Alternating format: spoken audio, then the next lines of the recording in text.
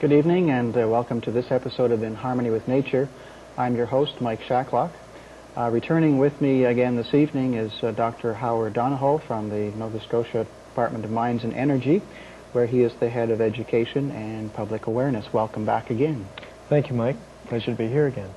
Well, when last we were together, we were talking about mining and exploration, or actually the exploration of the province or other areas of Canada where we're looking for minerals and things that we could possibly do something with. And I understand that what we're going to do now is proceed along and talk about what we do with what we find, or what we're going to sell, or sorts of things that we're producing, commodities, I think. That's right. Last time we looked at exactly how we find the mineral commodities that are important to us, and we had a very interesting discussion about what is value and what is of value to us, and how do we assign value. And we're going to talk about the materials that we mine in Nova Scotia and the mining techniques in general. And I'll show you a large range of different things that we take out of the ground and some of their uses. We'll talk about that. So there's quite a few things, and you might be interested, as well as the viewers, to know that Nova Scotia produces some 21 different types of mineral commodities. Some of these are directly from the ground, and others are secondary mineral manufacturing. And remember, that was the third step of the mineral industry. First step is exploration. The second one is production or mining. The third part is secondary mineral manufacturing, making a useful item out of that mineral commodity. Okay, so in order for us to get the material, we have to do the mining. So the mining is the necessary thing that we're going to be talking about. Is that it? That's right. That's right. That's necessary. And we all recognize value for some things. I'm going to pick up a piece of salt here and show you something about this. I mean, salt is a beautiful little bit. It glistens, and it has a large number of uses. And yet, we only think of it in terms of salt cellars. That's what I was table wondering. Salt. Is that a edible salt? This salt here? This is about, well, it's very pure, maybe about 90% pure salt, and this is actually crushed and put onto the roads, like this. Oh, yes. So this is road salt that comes from this. But actually the pure food-grade salt comes from the salt that is put into an evaporator, and so this salt never comes directly from the earth. It goes through an evaporator, is crystallized from a solution, and it's extremely pure, 100% pure. So we know about salt. Certainly that's a very important item. But what you may not realize is that something else on this table has a great deal of value. Now this sample right here, this is barite. Just have a feel of that. It's pretty heavy, strange isn't it? that it is heavy. Yeah. You'd think something white is light. I don't know why, but that's what it would seem, but it is very heavy. Well, barite has an important use. Nova Scotia barite right here, if you just grab that packet right over there. This heavy package? That heavy package. Yeah, that's not going to break open. This barite, it says on it. That's right. This is finely ground barite that's pharmaceutical grade, and this is used right here, coming from this. This is used in making the soft parts of your body visible. In other words, if a doctor wishes to take an x-ray of your stomach, he can't do it unless you drink a little bit of barium. And that coats the inside of the stomach so that the x-rays make the stomach visible on the film. Very important medical necessity, and yet we'd never think of it, and it comes here from Nova Scotia, south of Truro. So it's just the denseness of this that facilitates the x-rays. That's right. Nothing radioactive about it. No. that shows up on the x-ray. Okay. What I'd like to do tonight is sort of take us on a little tour of mines in Nova Scotia and mining styles, and how we actually take material, the mineral wealth, from the ground, and what we do when we finish, because a very important part of everybody's concern now is the environment. And how does mining deal with the environment? Well, we'll talk about that. Something I don't know anything about, so it'll be interesting for me. Yeah. As we go to the first slide, I mean, what could be more strong than a hand holding something, a mineral commodity? And that's salt. That's a large crystal of halite, simple salt. And yet we think, as I said, that salt goes on the roads, it goes in food. But not at all. It's a basic feedstock for any kind of future work that we need in chemicals. It's split into its two constituents. There's, as we go in closer and looking at that, you'd never realize that sodium and chlorine, the essentials that form halite, are indispensable to our way of life. Sodium goes into soap, into all sorts of different things, chlorine into all sorts of synthetic material, PVCs, and so on. Very important to us. But why do we do things like this? Why do we go to the ends of the earth to mine things? That's a gold bar there. Great big gold bar.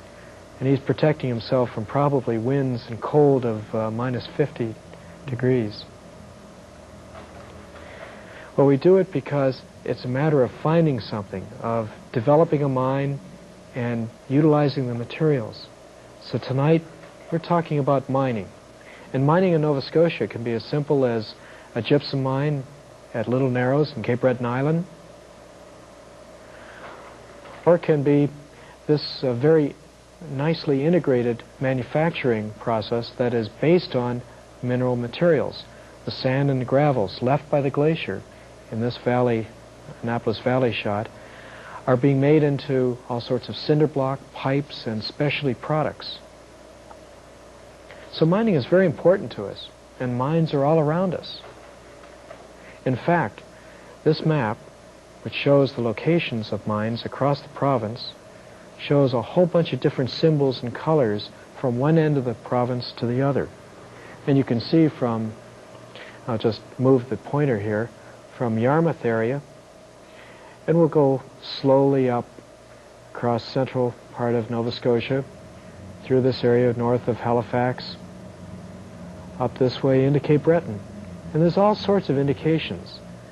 Now, each of these symbols represents a different type of mineral commodity, but my main point here is not to tell you exactly what's there, but to say that there's mines all over. There's at least 35 mines and more than 60 sand and gravel operations. And this produces a huge amount of revenue each year, in the realm of $500 million a year. And you can see that this has progressed upward over the last 9 years, from a low of 300 million in 1981, continually going up to the present, the last figures that we have, 1989. Now, the different colors here. The lower part, right across the bottom, is coal, and the value of coal is gently increased. The yellow through there represents all of the minerals such as salt, gypsum, limestone, anhydrite, silica sand, what we lump together and call industrial minerals. And those are right through here. And they've increased dramatically in their value. Then finally, the very top of these columns are the metals that we mine. In 1981, we had 2 metal mines for lead and zinc. And they went out of production because the price fell so much and the cost of borrowing money was so high that they could no longer make a profit. In this year, 1985, the Rio Algom tin mine came into production, and this value is mostly tin, copper, zinc, and silver that comes from that operation. So you can see that we're increasing the value, and mining is important to us in that sense. But in the old days, back in the 1800s, even the 1930s, there was little regard for the environment by people that operated mines. And this shot from southern Nova Scotia, an old gold mine, shows the tailings just dumped out onto the surface, and they flowed wherever they might. Now, as we mine material from the earth, such as in Cape Breton about 15 years ago, this large derrick clam shovel is scooping up layers of rock and unearthing coal seams that are picked up and then shipped over to loading ports where they're sent overseas, or they're burned as thermal coal for generating electricity. But you can imagine the mess that is created. And if somebody doesn't do something, I mean, it is terrible. All of these large piles of material right along the edge here, if they're not seeded or pushed back into the hole, it's an awful eyesore. Mm-hmm. Well, what is required of all mining companies now is to return the land to its original contours. And there are environmental bonds that are required before a mining operation is approved. Very stringent controls. So here's the same area, reseeded, recontoured, and will grow back into pasture land, to baseball diamonds. In fact, there's a little dot right up here, just barely visible, that happens to be the crane that was doing all the excavation. That's it right there. So that's what it looks like. And what we're talking about now in mining is sequential land use. And I think this is a very important concept. So when we mine something, we just don't waste the land and never do anything more.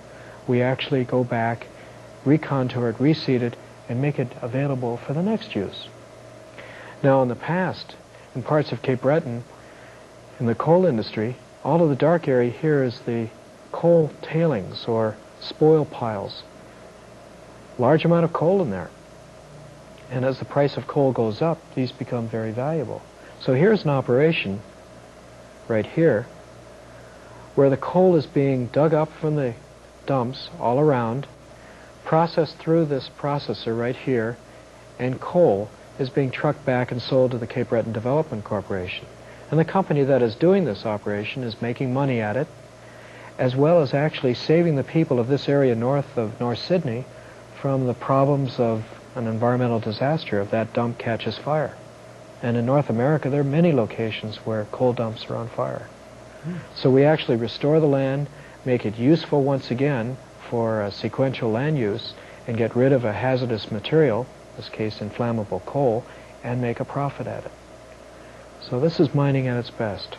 In order to restore the land to its almost the same way that it was prior to this being disturbed, is there much volume taken out when the minerals are taken out? What I'm wondering is you can landscape a big hole in the ground, but do they have to fill it up with inert gravel or something like that? Or well, in the example that I showed of the surface mining for coal in Cape Breton, that was a trench that was up to 150 feet deep and went 10 miles across Point Oconee. So this area was backfilled and topsoil was put on top. It was seeded and recontoured, of course, and then natural water courses were reestablished, and it grew back into first a grass area, and then now there's trees growing back out into it. So the land has become useful once again. But the important thing to answer your question is that it has the same contours as it did before. So there is a lot of work and money put into restoring the land. Exactly, exactly. And if we're to use the land in a way that is very beneficial, we have to do that. And here's an example in southern Nova Scotia where at the tin mine, the tailings that come from the processing of tin, all of that large light-colored area in the foreground right in here, all of this is now being sold and, in a sense, mined by a local contractor because it is a very nice fine sand of quartz and other components that is very useful for many different applications. So the company is actually making a little bit of money selling that material when it was actually waste material in the beginning. So these are just examples of how we might proceed.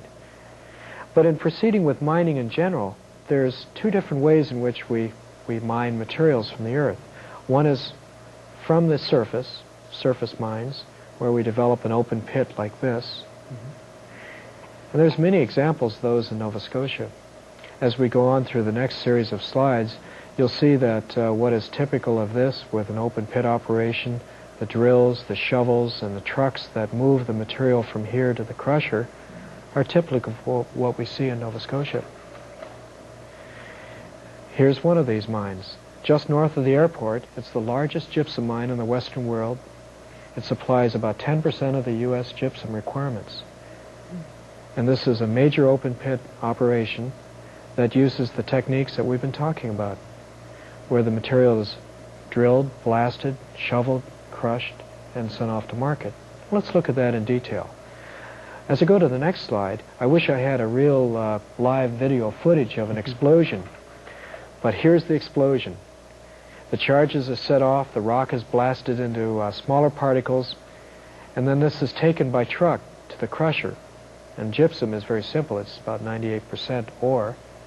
So it's crushed and just dumped into railway cars. And the unit trains that shuttle back and forth between Dartmouth and Milford are 3 times a day, 6 days a week. And so this train right here is taking a large amount of gypsum, some 4,000 tons of gypsum in one train load. But it goes on continuously, all year. Gypsum is the largest single commodity to move through the port of Halifax. But the port of Hantsport, right here, Port Hawkesbury, Little Narrows, are other gypsum exporting ports. So transportation really benefits both the railways, the roads, and shipping companies from the transport of these raw materials. So this is only a small part of the whole mining operation. Mines that go underground are the second type of mines. And these are the surface buildings right here on the top, and there's the typical head frame. And there can be vertical shafts that go down into the mine like this, or there can actually be spiral ramps. You can see the spirals here. Mm-hmm. You can drive vehicles way down into the mine. The mines underground, of course, have to have some kind of ventilation, and this is a ventilation shaft right here. Huge amounts of fresh air are pumped down in to keep the air fresh and to exhaust all of the stale air and the dust-laden air.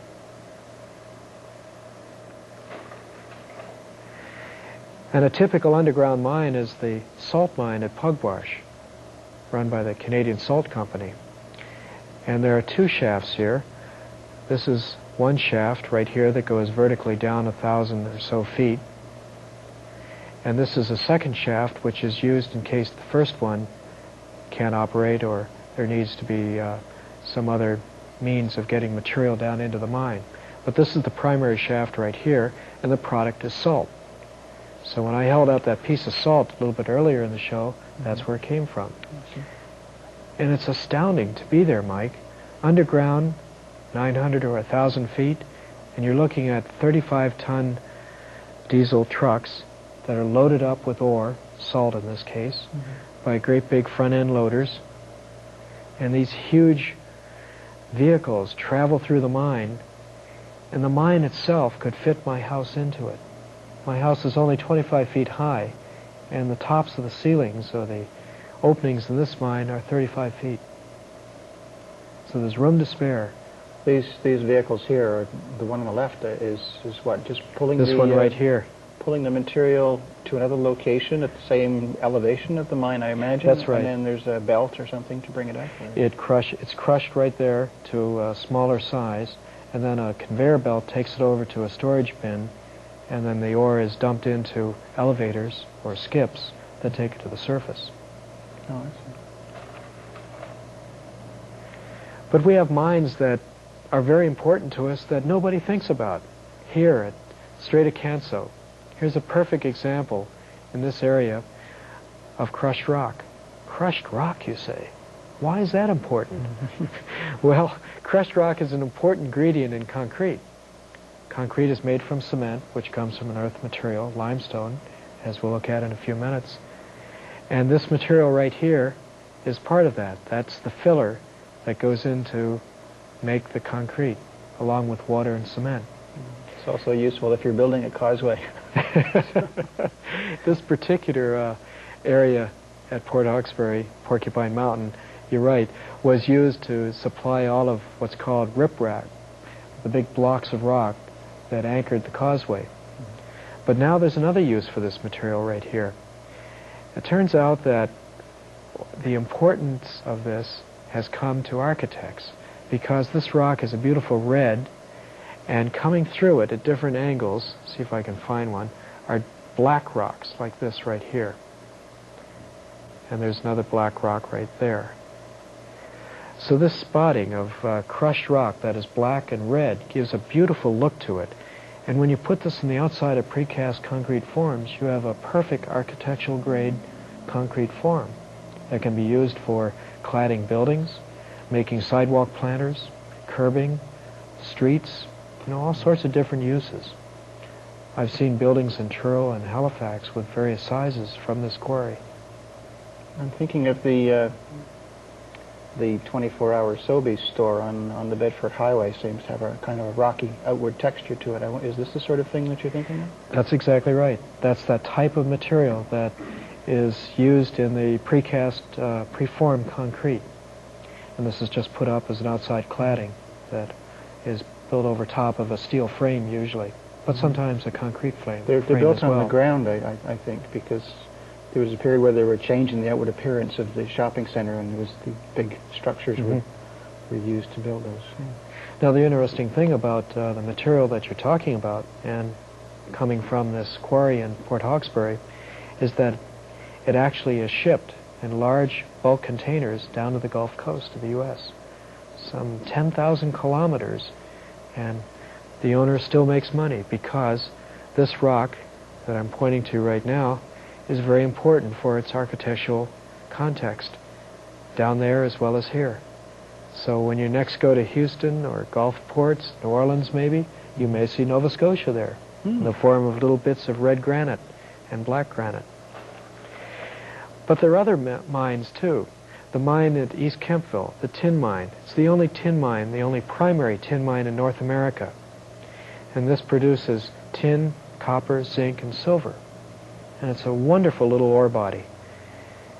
And this is a state-of-the-art mine. It takes rock that has less than 1/4% of tin in it and produces the concentrate of tin, copper, zinc, and silver. But everywhere in Nova Scotia there's the beautiful pastoral setting, and yet here in Upper Musquodoboit there's a processing plant where a mineral commodity is processed into something of value. In this case it's crushed and broken. It's limestone that's bagged as material to put on the surrounding fields right in here. So notice how green they are. Well, the soil conditioning agent in limestone sweetens the soil and makes it a very good soil for planting many different types of commodities, that is, different types of plants and crops. So where does this come from? We're in Middle Musquodoboit, right here at the line of hills. There's a couple of quarries back in there, one for limestone and one for gypsum. Both are used for soil conditioners and agriculture. So it's a very important area. And mines like this and local processing plants are all over the province. But I think the most important thing about mining is that it continually challenges us to use our ingenuity to take material out of the ground, to use it well, and to find a use that is a long-term use for it, so we don't waste these earth materials. Because whatever we take out of the ground, it's taken more than 50 million years to form. Some of these mineral deposits that I speak about were created over a period of 20 million years, 350 or more million years ago. So it takes a long time to redevelop the ore bodies. And once you deplete them, they're gone for our lifetimes and gone for maybe the life of man. But looking at people, the people that mine it bring wealth into the communities, and mining in itself, like fishing, agriculture, and forestry, is a very important part of the natural resource sector because it provides jobs and spin-off effects of people buying tires or companies buying equipment that's needed in the mine. Very important for this. So you can see that there's a great deal of importance attached to mining. And it's not just what we use it for. Commodities that are used in such things as, I happened to pull this out of the car when I came over tonight. It's a brake pad. And the brake pad, although it's a fiber material on the pad itself, the carrier is steel. And we just take steel for granted. Yet here is an ore of iron right here. And iron is the basic ingredient for making steel. Glistens very well, doesn't it? We had one of the first steel manufacturing plants in the world in Londonderry, Nova Scotia, in the 1860s to 1890s.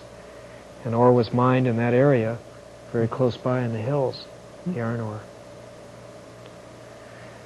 But there are many other commodities that are so vitally important. We spoke about some of them. Let's look at a couple of others. We're talking about concrete. This sample I have right here is limestone. And you can tell this is limestone. I have the camera come in a little bit close, and I'm going to add a little bit of acid on this. Chemical reaction. Right. So I'm going to put a drop of acid right here, and Bubbles. it's fizzing right away. Mm-hmm. And there it is, right there. So the acid reacts with it, and it's liberating CO2, and that's the bubbling effect. And limestone is very important because we make cement from this.